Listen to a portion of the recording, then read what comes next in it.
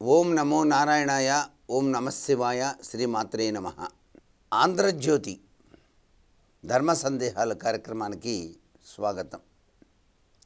Master, వ్యాపార అభివృద్ధి కోసం జ్యోతిష్యపరంగా కానివ్వండి, పరిహారపరంగా కానివ్వండి, ఏం చేయాలి అని అడుగుతున్నారు.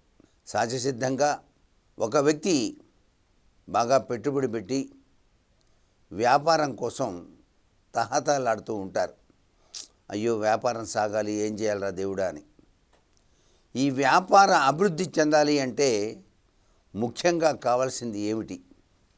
మనం ఆచరించేటువంటి సూత్ర ప్రాతిపదికలు.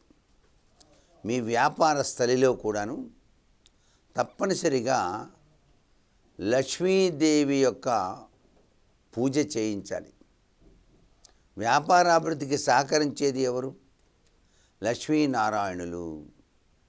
కాబట్టి నారాయణతో కూడినటువంటి లక్ష్మీదేవి యొక్క ఫోటోను ఉంచి మీ షాపు తెరవగానే ఆ యొక్క ఫోటో దగ్గర తప్పనిసరిగా దీపారాధన అనేది ప్రతినిత్యం కూడా ఆచరించాలి.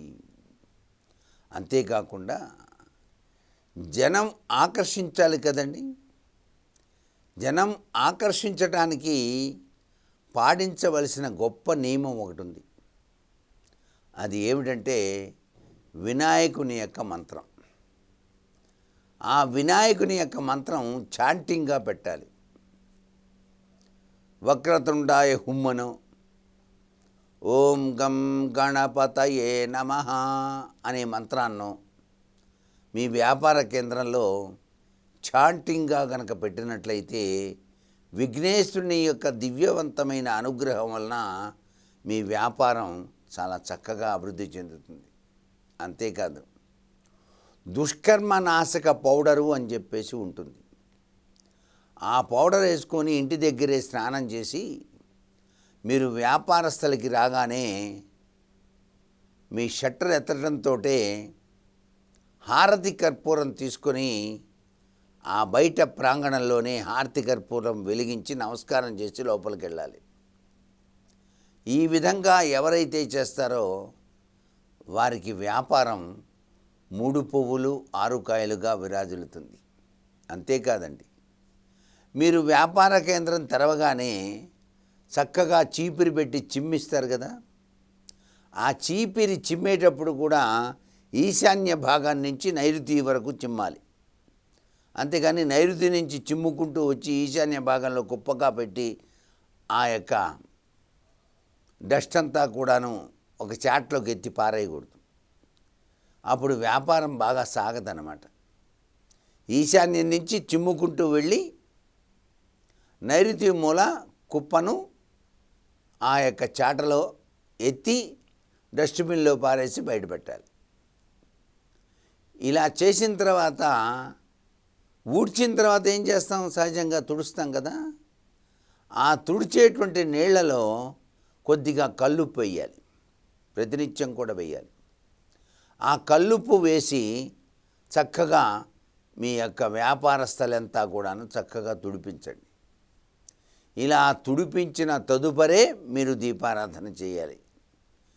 మీరు వ్యాపార స్థల్లో ఉంచినటువంటి ఆ యొక్క దేవతల యొక్క చిత్రపటాల దగ్గర ఏర్పాటు చేసిన ఆ పూజ చేసేటువంటి విధి విధానం అన్నమాట. ఎరుపు రంగు పుష్పాలు ఆ చిత్రపటాలకి అమరిక చేసి స్వీట్ అనేది తప్పనిసరిగా నైవేద్యంగా పెట్టి మీ షాపుకు వచ్చినటువంటి ప్రథమ వినియోగదారుడికి ప్రసాదం అండి అని చెప్పేసి ఇవ్వాలి. అలా గనక ఇచ్చినట్లయితే మీరు ఎంతో దివ్యవంతమైనటువంటి అభివృద్ధి సాధిస్తారు. మీ షాపుకు వచ్చినటువంటి ప్రథమ వినియోగదారునికి మీరు హారతి ఇచ్చి స్వీట్ నైవేద్యంగా పెట్టిన దేవుడి దగ్గర ఉన్నటువంటి ఆ యొక్క పాలకోవా కానివ్వండి, పరమాన్నం కానివ్వండి, ఏదైనా సరే మొట్టమొదటి వినియోగదారుడికి కనుక ఇచ్చినట్లయితే అతడు సంతృప్తి చెందుతూ కొద్దిగా కొనటానికి వచ్చినవాడు ఎక్కువగా కొనుగోలు చేస్తాడు. అంతేకాకుండా చిన్న మంచినీళ్ళ బాటిల్ ఇవ్వాలి. చూడండి, ఈ మధ్యకాలంలో బంగారపు షాపులకు వెళ్తే మొట్టమొదట కూర్చోగానే రెండుసార్లు కూర్చోగానే వాళ్ళు చిన్న బాటిల్, మంచినీళ్ళ బాటిల్ ఉంటుంది కదా, అది ఇస్తారు, తాగండి సార్ అని. అది వ్యాపార అభివృద్ధికి నిదర్శనం అన్నమాట.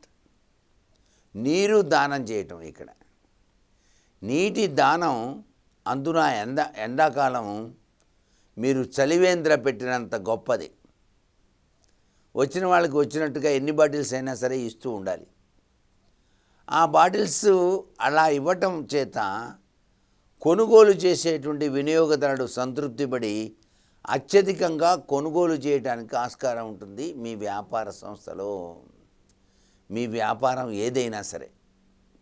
తర్వాత వ్యాపార ముగించిన తర్వాత ఇంటికి వెళ్ళేటప్పుడు కూడా తప్పనిసరిగా ఒక చెంబుతో నీళ్లు తీసుకొని కుడి నుంచి ఎడమకు నీళ్లు పోసి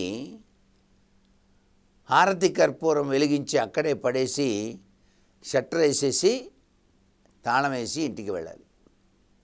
అలా చేయటం వల్ల కూడా దిష్టిదోష ప్రభావం తొలగి మీ వ్యాపారం 3 పువ్వులు 6 కాయలుగా విరాజిల్లింపజేసుకోవడానికి ఆస్కారం ఎంతగానో ఉంటుంది సుమా.